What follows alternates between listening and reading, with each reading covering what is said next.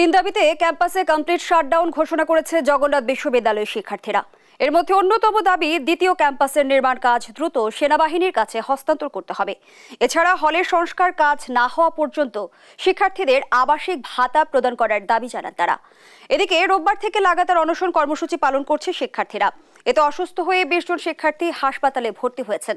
পরে সংবাদ সম্মেলন করে জানানো হয়, সোমবার দুপুরের মধ্যে বিশ্ববিদ্যালয় প্রশাসন, শিক্ষা মন্ত্রণালয় ও ইউজিসি সমস্যা সমাধানে আলোচনায় না বসলে সচিবালয়ের অভিমুখে যাত্রা করা হবে। এদিকে তাদের দাবির সঙ্গে একাত্মতা জানিয়ে বিশ্ববিদ্যালয়ের শিক্ষক সমিতি